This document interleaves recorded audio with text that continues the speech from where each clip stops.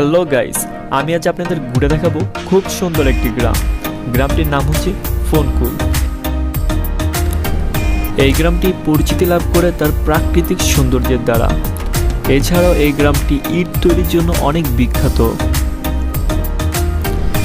এই গ্রামটির আসল সৌন্দর্যের দেখা মিলে বর্ষাকালে। তখন চারপাশে পানি, সবুজ গাছগাছালি আর শীতল হাওয়াতে আপনিও যদি কিছুটা সময় পার করেন তাহলে আপনার মনটিও আনন্দে নেচে উঠবে, কারণ আমরা সকলেই প্রাকৃতিক পরিবেশ অনেক বেশি পছন্দ করি। আর এখানে কাশফুল গাছও আছে, যেখানে আপনি অনেক সুন্দর সুন্দর ফটো নিতে পারবেন।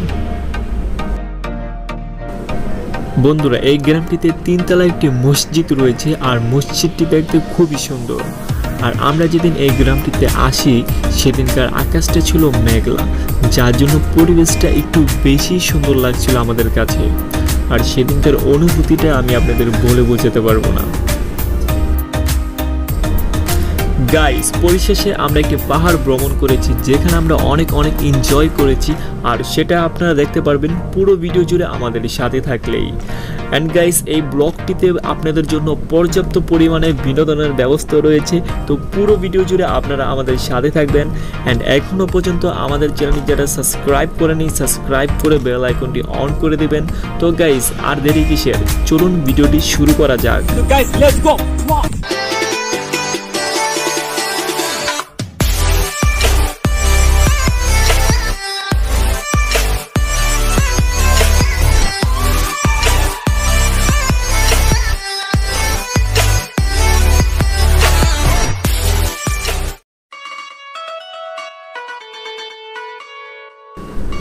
তো গাইস, আমরা আমাদের জার্নি শুরু করে দিয়েছি, আর অলরেডি আমরা এই গ্রামটিতে প্রবেশ করে ফেলেছি। আর গ্রামটিতে ফার্স্টে আপনি পাকা রাস্তা পাবেন, দেন ইটের রাস্তা।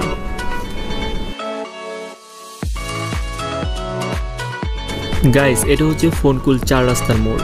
এখান থেকে আপনি ডানে বামে প্লাস বরাবর যেতে পারবেন। আর এই জায়গাটিতে আপনি খুব সুন্দর একটি সময় পার করতে পারবেন। তো আমরা একটি মিউজিকের মাধ্যমে জায়গাটি দেখে আসি। বসে বসে ভাবি আমি সারাদিন কি করে মেটাবো তোমার এই ঋণ। বসে বসে ভাবি আমি সারাদিন কি করে মেটাবো তোমার এই ঋণ। এ মনের ঘরে কবে ধীরে ধীরে, এ মনের ঘরে কবে ধীরে ধীরে ফিরে পাই তোমার মাঝে তাকেই প্রতিদিন। বসে বসে ভাবি আমি সারাদিন কি করে মেটাবো তোমার এই ঋণ।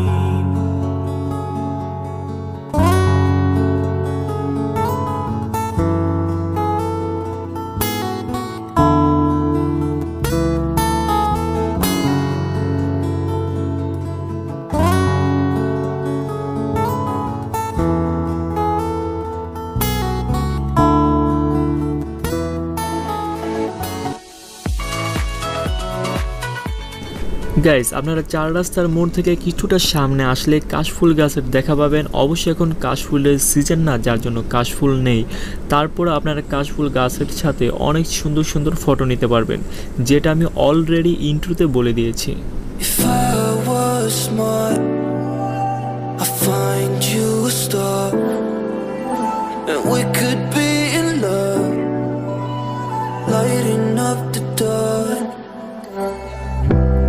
Nothing I can do, I can never get to you. So I'm looking for a miracle, like if somebody be so beautiful. Guys, এই রাস্তা ধরে আপনারা আরেকটু সামনে আসবেন, তারপরে আপনারা দেখতে পারবেন ইটখোলা। আর ইটখোলার সামনে এসে গাইস আপনারা জোস একটা ফিল নিতে পারবেন, প্লাস জোস একটা ভিউ আপনারা এনজয় করতে পারবেন। গাইস কিছু কথা আপনাদের সাথে শেয়ার না করলেই নয়, এই গ্রামটি থেকে আমার বাসা খুবই কাছে আর আমি প্রায় সময় এই গ্রামটিতে এসে কিছুটা সময় পার করি, বিশেষ করে বর্ষাকালের পরিবেশটা অনেক জোশ থাকে, যার জন্য আমি বর্ষাকালেই বেশিরভাগ সময় এই জায়গায় এসে পার করি। আর আমিও আপনাদের বলবো যাতে বর্ষাকালে আসেন, বর্ষাকাল ছাড়া আসার কোনো দরকারই নেই, কারণ তখন ইট তৈরির কাজ চলে আর চারপাশে অনেক ধুলাবালু উড়ে, যার জন্য পরিবেশটা এখনকার মতো সৌন্দর্য থাকে না। তার জন্য আমি বলবো আপনাদের বর্ষাকালে আসতে। Lighting up the dark, but there's nothing I can do. I can never get to you, so I'm looking for a miracle. Like somebody be so beautiful. Guys এই দৃশ্যটা আমার সবসময়ের জন্য মনে থাকবে। উপরে হলো কালো মেঘ আর নিচে হলো সবুজের চাদর। এই দৃশ্যটা আমার অনেক ভালো লেগেছে। তো এখন আমরা আরও সামনের দিকে যাচ্ছি আর সামনে রয়েছে একটি খুব সুন্দর মসজিদ, আর মসজিদটির নাম হলো নূরে মোহাম্মদ বাগে জান্নাত জামে মসজিদ।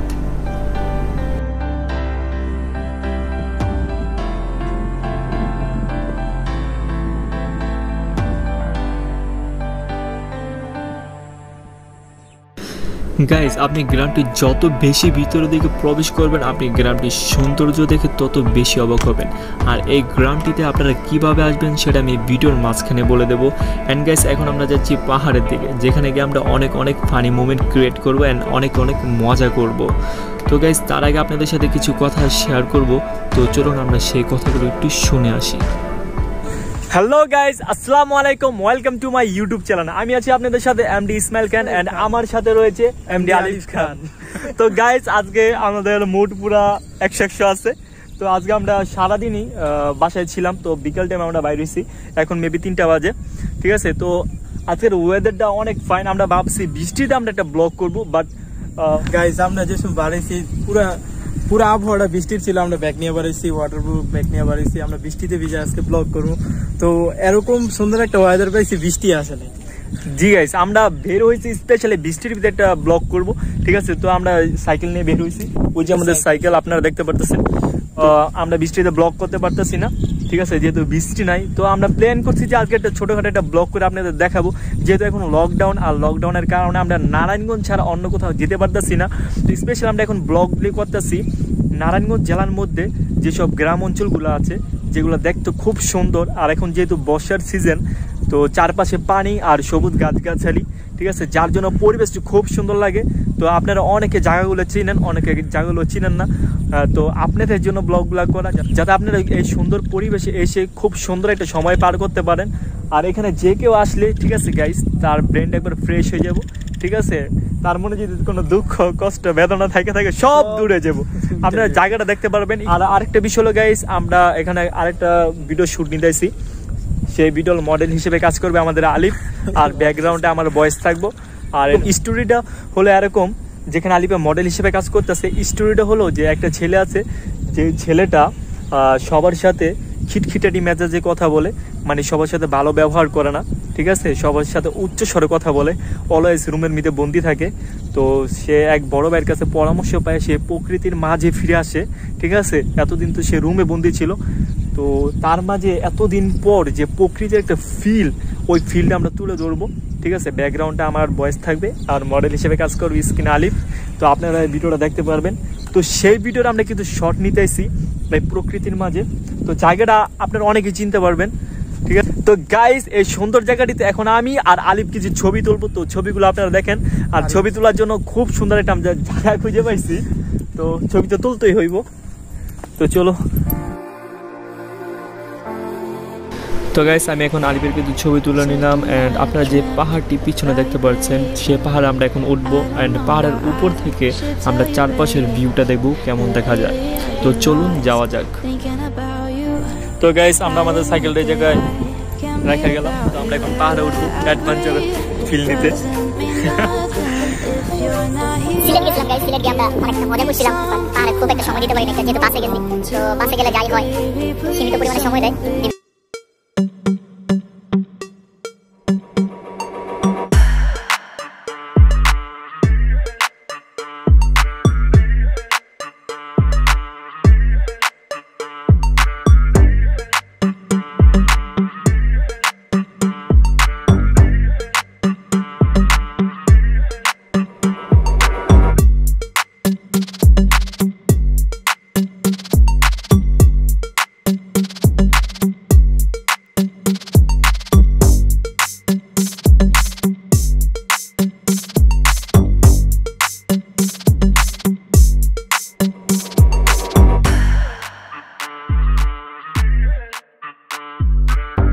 গাইস ভিজা দে অবশেষে আমরা মাউন্ট গাইস আমি শিখে দিছি যে তুই বলবি অবশেষে আমরা মাউন্ট এভারেস্ট জয় করে ফেলেছি আচ্ছা আচ্ছা আমরা রেডি রেডি কাটতে দিছি অবশেষে গাইস অবশেষে আমরা মাউন্ট এভারেস্ট জয় করে ফেলেছি মাউন্ট এভারেস্ট এটা হলো বিশ্বের আর কি সবচেয়ে বড় পাহাড় মাউন্ট এভারেস্ট গাইস অবশেষে আমি এই পাহাড়টি জয় করতে পেরেছি ও ইসমাইলের আগে।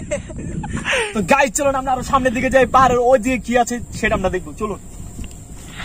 ওয়েট তার আগে গাইস আমি জয়ের ধ্বনি দিয়ে লই, কারণ আমি পাহাড়টি জয় করেছি, যদি আমি জয়ের ধ্বনি না দেই তাহলে তো আর হইব না। গাইস অবশেষে আমি পাহাড়টি জয় করতে পেরেছি, ইয়া! তোমার কল আছে, কল ধরো। ওকে ভিডিওর ভিতরে শুরু ডিস্টার্ব করে কে এটা, কে সেই লোক বলতে পারি না। বেবি কালাম, এই কালাম তোর খবর আছে? ভিডিওর মাঝখানে কেন কল করো? গাইস এখানে আমরা যতই মজা করি বাট আলিফ সেফটি ফার্স্ট, কারণ মাটিগুলো অনেক নরম, যেহেতু বৃষ্টি হয়েছে গত প্রায় 10 দিনের উপরে একটা না। তো গাইস ব্লগ করার জন্য আপাতত কোনো প্লেস খুঁজে পাচ্ছি না, তো আমাদের ইউটিউবে অ্যাক্টিভ থাকতে হইব। ভিডিও চলাকালীন আর কল দিবি, দিবি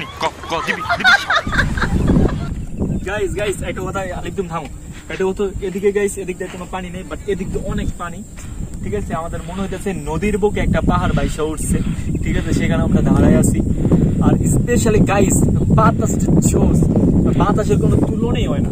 আজকের ওয়েদারটা অনেক ফাইন। তো বৃষ্টি হওয়ার কথা ছিল বাট বৃষ্টি হয় না, বৃষ্টি হলে হয়তো বা ব্লগটা আরো মজার হইতো, ঠিক না? গাইস আমার খুবই ভালো লাগতেছে, কারণ আমরা মানে বিনা টিকেটে একটা পাহাড় পাইছি এলাকার সামনে।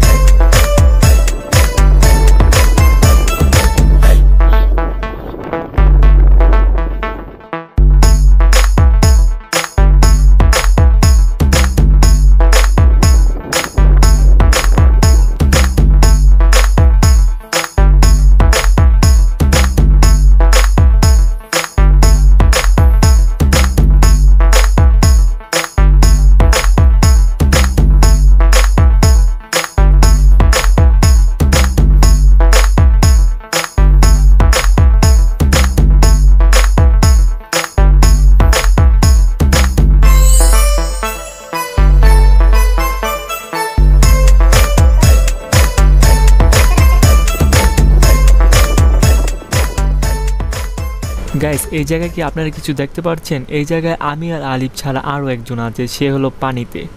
আর গাইস এই লোকটির কলিজি এত বড় আমি ভাবতেও পারতেছি না। আমি আর আলিফ তাকে দেখে ভয় পেয়ে গেছি। তাকে আমরা দেখতেছি ওই জলাশয়ের মাঝখান থেকে একা একা সাঁতরে আসতে। আর এই জলাশয়টা গাইস অনেকটা বড়, আপনারা দেখেন চারপাশে কেউ নেই আমি আর আলিফ ছাড়া। আর এই লোকটি একা পানিতে সাঁতার কাটছে, আসলে বলতে হবে তার অনেক সাহস আছে। তো গাইস আমরা এখন এই পাহাড় থেকে চলে যাচ্ছি। তো আলিফ আমার সামনে আছে, আপনারা দেখতে পারতেছেন। তো আমরা এই পাহাড়ে অনেকটা এনজয় করেছি, যদি এটা রিয়েল পাহাড় না, আমরা আমাদের মনের মতো করে একটা পাহাড় বানাই নিছি, তাও অনেকটা মজা করছি। যাই হোক অনেকগুলো ছবি তুলছি আর অনেকগুলো ভিডিও নিছি, আর ওয়েদারটা ছিল জোস, যার জন্য ছবিগুলো উঠছে জোস। এই পাহাড় থেকে নামতেছি, অনেকটা উঁচা গাইস, অনেকটা উঁচা। গাইস এই পাহাড়টার উপর আমরা অনেক মজা করেছি, আর পাহাড়টার উপর অনেক বাতাস ছিল, যেটা আমাদের অনেক ভালো লেগেছে। তো এখন আমরা পাহাড় থেকে নিচে নেমে আমরা হাতের ডান দিকে যাব, সেখানেও খুব সুন্দর একটি জায়গা রয়েছে, আমরা সেই জায়গাটিতে এখন যাব। অ্যান্ড আমরা এসেছি গাইস এদিক থেকে, আপনারা ফার্স্ট যে ইটখোলা দেখতে পারতেছেন অনেক দূরে, আমরা ওইখান থেকে এসেছি এতটা দূর। তো এখন আমরা আরও দূর যাব। তো গাইস এখন এই সুন্দর নদীতে, যদি এটা নদী না একটা বিল, বিলের মাঝে পানি জমছে, বর্ষার পানি। তো গাইস এখন আমরা এই পানিতে নৌকা বাইবো। এই যে আমাদের হাতে নৌকা আছে, বইখা নাই, সমস্যা নাই, তারপর আমরা বাইবো। নৌকার মালিক নাই, আর এই নৌকার মালিকও যদি থাকে আমি এই নৌকাতে চড়তে পারবো না। নাও ছাড়িয়াতে বালু রাইয়াতে, নাও ছাড়িয়াতে রে মাঝি বালু রাইতে, ও বালু রাইতে, কি গান! বালু রাইয়াতে, নাও ছাড়িয়াতে রে মাঝি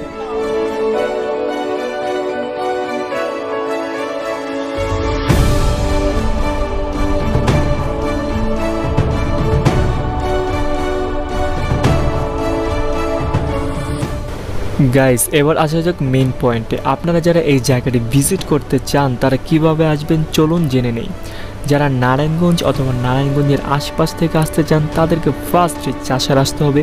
চাষারা থেকে নবীগঞ্জ ঘাট, নবীগঞ্জ ঘাটটি পার হয়ে সিএনজি অথবা অটো রিক্সায় করে আপনারা 10 থেকে 20 টাকার বিনিময়ে পদুগড় স্ট্যান্ড আসতে পারেন। আর পদুগড় স্ট্যান্ডে এসে যে কাউকে বললেই হনকুলের রাস্তা আপনাকে দেখাই দেবে। পদুগড় স্ট্যান্ড থেকে আপনি চাইলে হেঁটেও যেতে পারেন অথবা রিক্সায় করে যেতে পারেন।